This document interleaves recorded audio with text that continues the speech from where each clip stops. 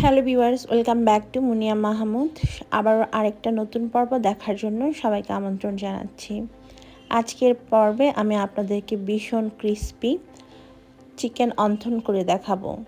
এগুলো এতটাই ক্রিস্পি আর টেস্টি যে আপনারা একবার যদি বানান তাহলে বারবার বাসায় এটা ট্রাই করবেন। আশা করছি আমার আজকের ভিডিও ভালো লাগবে। ভালো লাগলে ভিডিওতে একটা লাইক দিতে কিন্তু ভুলবেন না।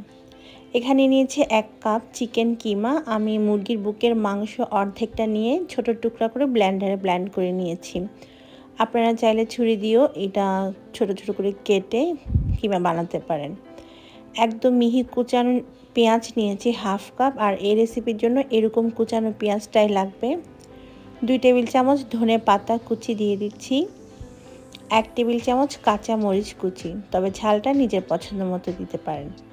1 চা চামচ আদা আর 1 চা চামচ রসুন বাটা, 1/2 চা চামচ লবণ দিয়েছি, 1 চা চামচ সয়া সস, 1 টেবিল চামচ টমেটো সস, আর ওয়েস্টার সস দিয়ে দিচ্ছি 1 চা চামচ। ওয়েস্টার সসটা অপশনাল, আপনারা চাইলে এটা বাদ দিতে পারবেন। সব কিছুকে ভালোভাবে মিশিয়ে নিতে হবে। আমি এখানে 1/2 চা চামচ পরিমাণ লবণ দিয়েছি, তবে আপনারা নিজেদের স্বাদ বুঝে লবণটা অ্যাড করে নিতে পারেন, কম বা বেশি। খুব ভালোভাবে মিশিয়ে নেওয়ার পর আমাদের চিকেনের পুরটা তৈরি। আজকের অন্তনগুলো বানানোর জন্য আমি নিয়েছি এখানে রেডিমেড পেস্ট্রি শিট বা সমোসা শিট যেগুলোকে আমরা বলি। এগুলো আপনারা যে কোনো সুপার শপে পেয়ে যাবেন, খুব অ্যাভেলেবেল এখন এগুলো পাওয়া যায়।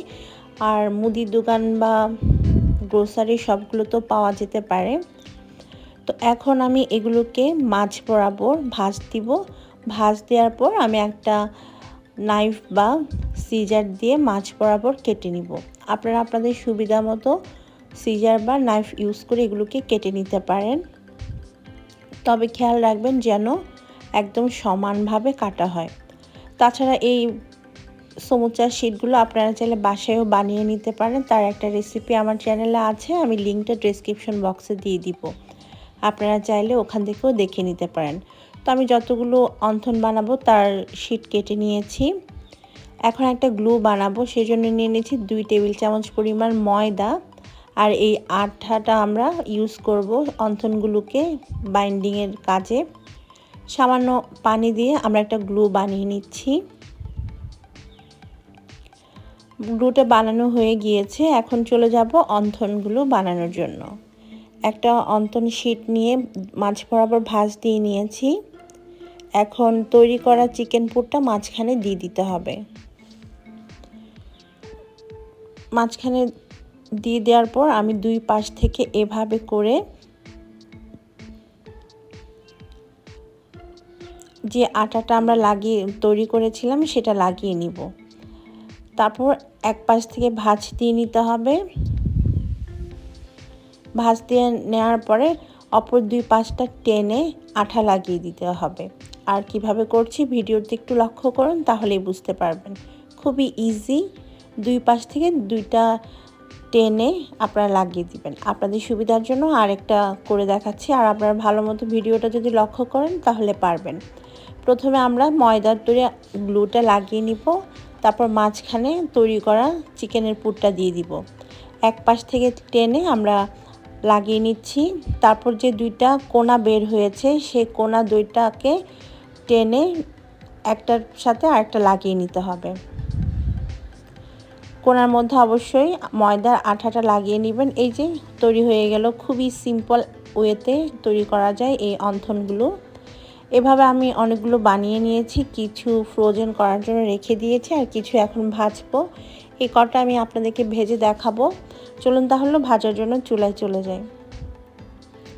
আগে আমি তেলটা ভালোভাবে গরম করে নিয়েছি, আর মিডিয়াম টু লো হিটে এগুলোকে ভাজতে হবে। তেল ভালো গরম হওয়ার পর আমরা এর মধ্যে আমাদের তৈরি করা অন্থনগুলো দিয়ে দিব। তারপর মিডিয়াম টু লো হিটে রেখে এগুলোকে লালচে বা গোল্ডেন ব্রাউন কালার করে ভাজতে হবে। যেহেতু আমরা এখানে রেডিমেড পেস্ট্রি শিট ইউজ করেছি, তাই এগুলো ভাজতে খুব বেশি একটা সময় লাগে না, 4 থেকে 5 মিনিট হলেই হয়। এক পাশে ভাজার পর অন্য পাশে উল্টে দিতে হবে, এবং উল্টে পাল্টে যখন এরকম সুন্দর একটা কালার আসবে তখন এগুলোকে তেল থেকে তুলে একটা কিচেন টিস্যুর মধ্যে নিয়ে নিতে হবে। তো আমার এক ব্যাচ অন্থন ভাজা হয়ে গিয়েছে। আমি এখন এগুলোকে তেল থেকে তুলে নিয়ে একটা কিচেন টিস্যুর মধ্যে নিয়ে নিব। আর এভাবে করে বাকিগুলো ভেজে নিব।